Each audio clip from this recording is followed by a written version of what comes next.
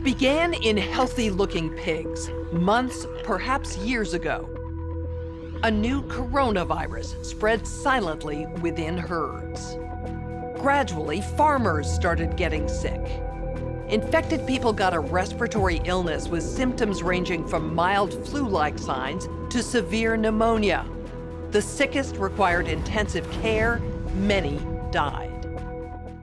Experts agree unless it is quickly controlled, it could lead to a severe pandemic, an outbreak that circles the globe and affects people everywhere.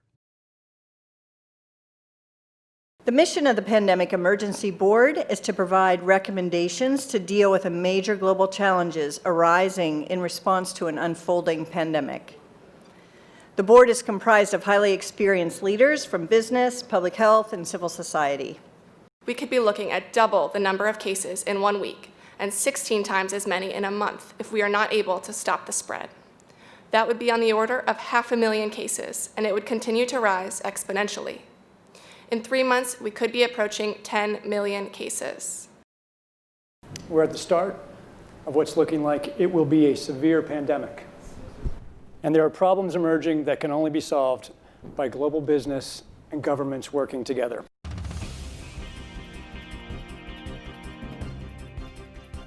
We have known about CAPS-like viruses in animals and people for decades, but have not been successful at developing a licensed vaccine. And sure, there are new technologies that may help, but it's going to be difficult. I am not optimistic about having a vaccine in time to be relevant during this pandemic. So the policy crisis in question for this board in this meeting is this: how should governments, business, and international organizations allocate and distribute pandemic antivirals and medical supplies to the people who need them most? What we've seen work very well in the HIV field is, in fact, procurement through the Global Fund. So having a centralized mechanism, so financially able to procure on behalf of affected countries would be critical. I think the second thing is it's going to be very important that for the business sector, for manufacturers of antivirals, that we have clarity around what the need is and where the need is and who are making the decisions. I think that given that the countries most affected are those that are low and middle income countries with unequal access to technology, to finances, the UN has a worldwide footprint, universally recognized, and universal membership. A global stockpile would certainly help ensure more rational and strategic allocation, but the reality is that we don't have the logistics capability, even within the UN, to bring that together in one place and run it. So this is where I think a collaboration between the international organizations like the World Health Organization and the private sector, which runs these supply chains for many purposes every day, understand where the supplies are, make smart decisions about how to allocate them to the people who need them in the places that need them the most, and then work with the industry to move those supplies from where they are today to where they need to be. Just to underscore the point that cooperation among supply chain providers or businesses that have huge supply chains can add a lot of efficiency to the whole process. The question is, can you, through this international mechanism, really promote commitments to doing this as quickly as possible and give people a sense that actually if they contribute more, that they will have a better chance of protecting their own populations and their country's security and health. So to be completely clear, most of this production would already be committed in contracts. Yes. It is almost unheard of that people are producing product without having a forward commitment for the consumption of that product. So the first thing that needs to be done, because this is not something that the countries currently control, unless countries are going to bring about emergency situations and co-opt an existing supply chain. I think it's not likely, I agree, that countries are not going to buy countermeasure to put into a global supply without retaining a large portion of it for themselves.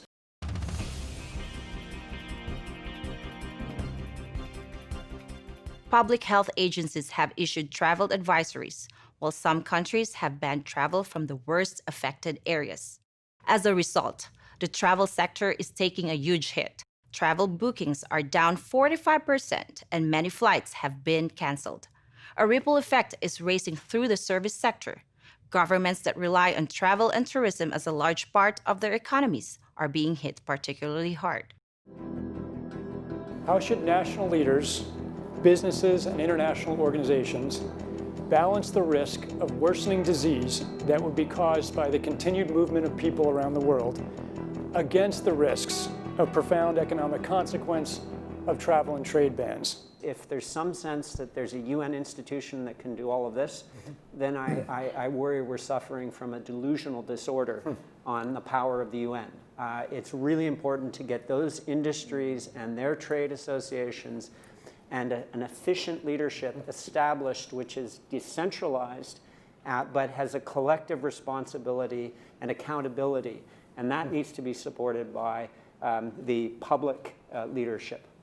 What is essential, what is non-essential travel, we have to clarify this. Otherwise, if we go down to 20% bookings over a long period, the company will run down. That's a fact. You know, there's a whole complex set of issues in a highly interdependent world on supply chains that are just in time. We need to think about how much flex there is in that just-in-time supply chain system and make sure it keeps running. I think it's going to take specificity, and it's going to take knowledge that only the private sector has. The UN can play an important coordinating facilitation role, but the companies know where those commodities are, where they move, how to move them, and that's where a type of public-private collaboration that we have not generally had in these crises needs to be put together pretty quickly. We are not out of money, yet. But the fact is we are trending in a dangerous direction and something needs to change. So the policy question for this board now is how should financial resources be prioritized? Are there nodes that we cannot allow to fail? What is your sense of priorities? We don't have money to pay for all of these urgent problems. So at the moment, we want the fund, right? You need the money. So where's the money? So government kind of supplies some money. A lot of, private sectors, some are sitting here, you have some money. But now you need a really coordinated, centralized efforts. Hotels will be experiencing, crippling losses doing that. And we know that the hotel business in itself makes up 5% of the GDP. Governments need to be willing to do things that are out of their historical perspective, or for the most part, it's really a war footing that we need to be on. We shouldn't underestimate the power of entrepreneurship. We need to escalate that, whether it's through the government's helping with tax breaks or subsidies of that nature to increase manufacturing of those types of products. It can happen quickly. A Marshall-type plan, don't mean to say that exactly, but a Marshall plan that can go into effect can stimulate change very quickly. Countries are reacting in different ways as to how best to manage the overwhelming amounts of dis and misinformation circulating over the internet. In some cases, limited internet shutdowns are being implemented to quell panic. How much control of information should there be, and by whom? And how can false information be effectively challenged? And what if that false information is coming from companies or from governments? I think it's very important that we make sure that there is concise communication with all healthcare facilities where these patients are being treated so that there isn't mass panic. We're at a moment where the social media platforms have to step forward and recognize the moment to assert that they're a technology platform and not a broadcaster is over. They, in fact, have to be a participant in broadcasting accurate information and partnering with the scientific and health communities to counterweight, if not flood the zone of accurate information, because to put the genie back in the bottle of the misinformation and disinformation is nigh impossible. One thing we haven't spoken about, and I'm wondering whether it's time to talk about this, is a step up from the part of the governments on enforcement actions against fake news. I personally do not believe that trying to shut things down in terms of information is either practical or desirable. And we do have, I think, a couple of strategies that are available to us, one of which is the flood strategy, second of which is relying and informing and equipping trusted sources of information with the facts so they can then pass that on. But we also need to actually think about a technological answer to this. The outcome of the CAPS pandemic in Event 201 was catastrophic. 65 million people died in the first 18 months. The outbreak was small at first and initially seemed controllable, but then it started spreading in densely crowded and impoverished neighborhoods of megacities.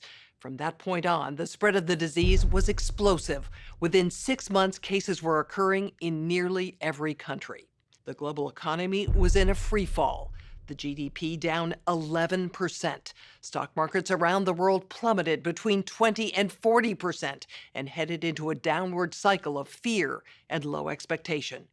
Businesses were not borrowing, banks were not lending. Everyone was just hoping to hunker down and weather the storm. Economists say the economic turmoil caused by such a pandemic will last for years, perhaps a decade. The societal impacts, the loss of faith in government, the distrust of news, and the breakdown of social cohesion could last even longer. We have to ask, did this need to be so bad? Are there things we could have done in the 5 to 10 years leading up to the pandemic that would have lessened the catastrophic consequences? We believe the answer is yes. So, are we as a global community now finally ready to do the hard work needed to prepare for the next pandemic?